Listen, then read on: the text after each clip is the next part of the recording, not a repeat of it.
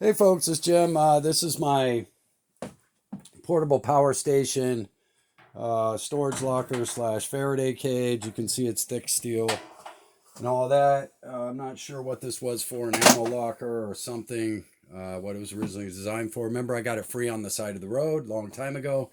Here we go, found a use for it. I finished building all the shelving today to fit each unit today. And up top, we have the Easy Focus, the two small power stations, both of them with all their cables, manuals, and warranty cards. Pecron cables, manuals, warranty card. EcoFlow cable, manual, warranty card. And down at the bottom, if you can see way down there, let's go all the way down, is the T1000 cables, manuals, warranty card. And so I wanted to do this first to keep everything organized. If you own multiple power stations, you know the cables, the charging bricks, you've got all that stuff going on. And it's a nuisance to store. You know what I mean? And I can't store them outside here in Maine because we get to 20 below zero, and that's not good for lithium cells of any kind, lipo, lithium, whatever. So I needed indoor storage. I also, with all the Chinese electric cars spontaneously igniting, and if you've ever seen an e-bike spontaneously ignite, some lithium cells of all chemistries can be a potential fire hazard at any time. It can just be a failed circuit. You got runaway thermals in the batteries and blah, blah, blah. Okay. And it's like this cycle that's just going to keep going. So I feel much more secure storing them in my house inside of something that will at least contain somewhat an initial fire or something like that. And then I could dump it on its side, shove it outside or something. I don't know. Let me add a disclaimer here. It's not advice of any kind. This is not any kind of advice in your life. Please seek out proper professional advice in all your affairs. This video is for entertainment purposes only. Okay? But this also solves the problem with staying organized, and also so I can cycle. It's good to cycle your lithium batteries, lipo or lithium, at least once a month or every 2 months at the very least. So I can also keep track of which ones I cycled last and all of that. But I'm not really having that issue because I'm incorporating them in my life constantly, making coffee, running the computer, using one to run a TV here or there. You know what I mean? So I'm having fun doing that while exercising the power supplies.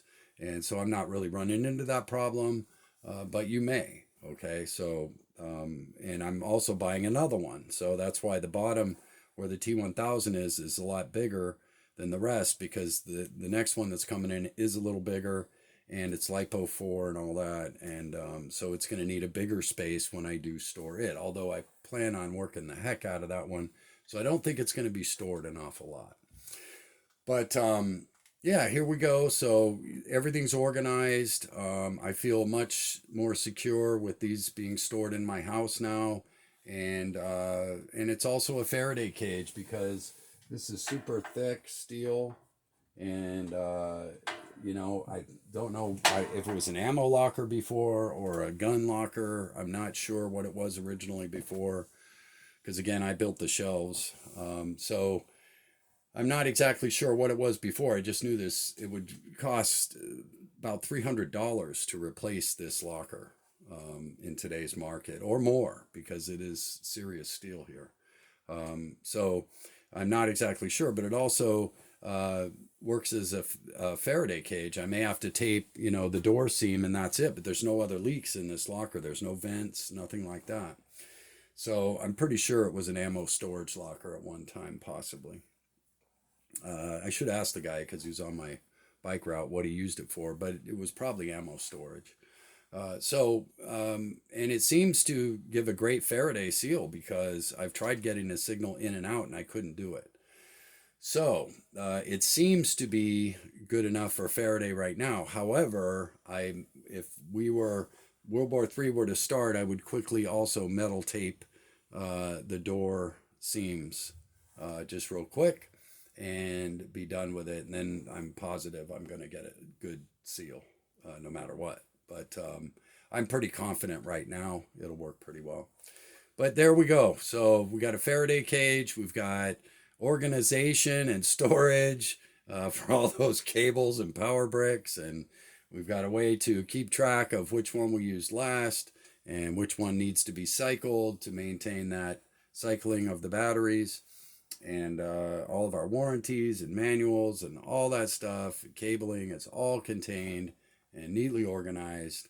And I really like it. And we're getting some rain right now, so I took the day out to do this. Um, yeah, simple project that I'm glad I did because I feel so great right now just looking at this, knowing that everything's organized and I don't have cables and power bricks all over the place. Hope you're all doing well. Hope life's treating you good. Jim out.